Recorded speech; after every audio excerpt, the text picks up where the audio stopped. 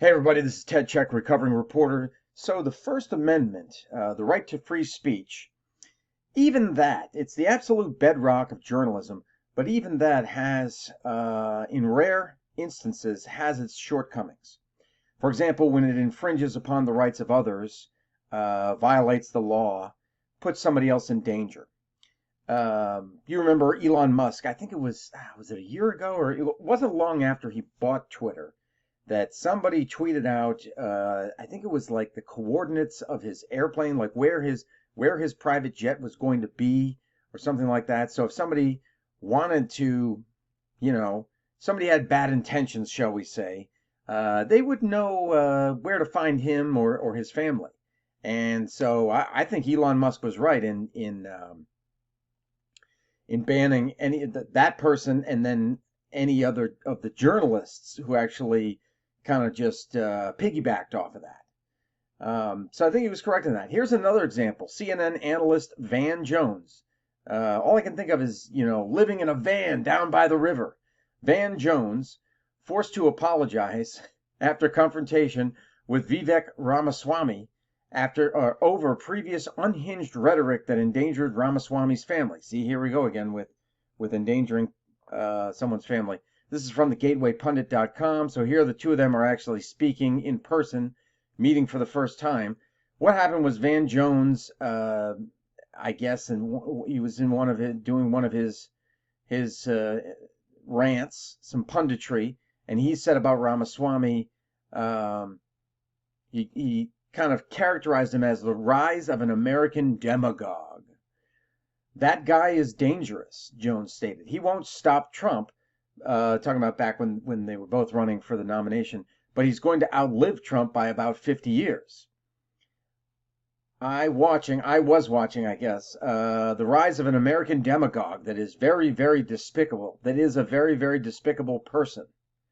Literally, I was shaking listening to him talk because a lot of people don't know that is one step away from Nazi propaganda coming out of his mouth. Why does it always have to be the Nazis? That's just kind of the go-to thing. Something that you don't agree with, Nazi. Something that you don't like, Nazi, Nazi, Nazi, Nazi. I mean, come on.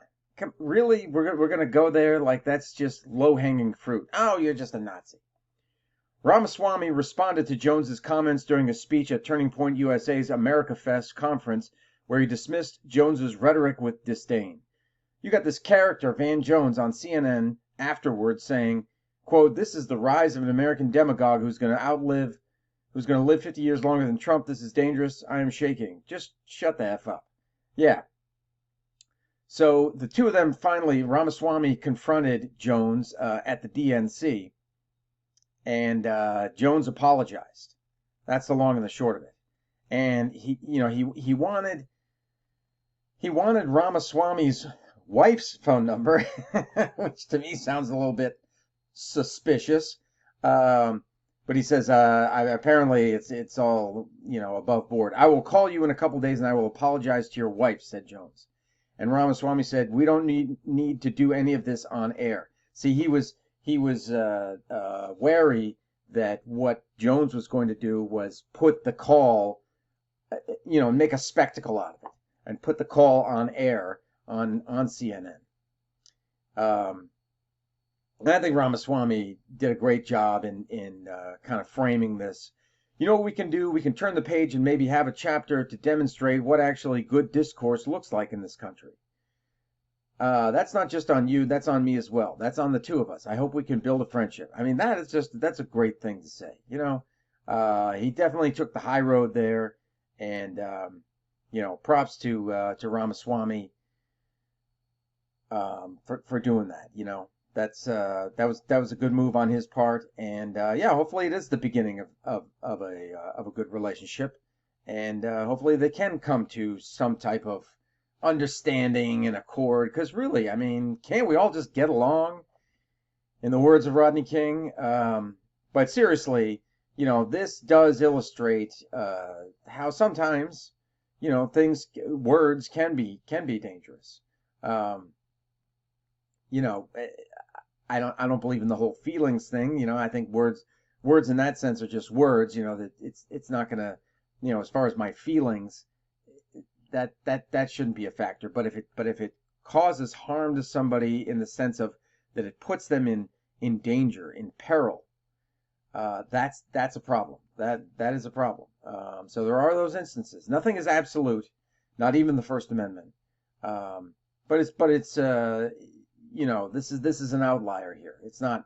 This is not something that happens all the time. So other than this and yeah, I mean, essentially anything illegal, it is fairly ironclad. And that's great because we need that in this type of in the way that America is run. We need to have a free press, and we need to have the First Amendment. We need to have freedom of speech. Anyway, so there you go. Very interesting stuff, and it's good to see that the media is apologizing, because that's one of the things. Got to plug the book. That is one of the things in Saving the Beast that I talk about. It's actually the first thing. The media needs to apologize, and I mean like wholesale. Hey, look, we're sorry for the past, I don't know how many decades of running roughshod over you people, and well, maybe don't use you people, but the American public, and going off the rails and just allowing outside forces to influence us and trying to push ideologies. Anyway, so good. This is a good thing. This is actually a good thing. All right. Let me know your thoughts, and I'll talk to you later.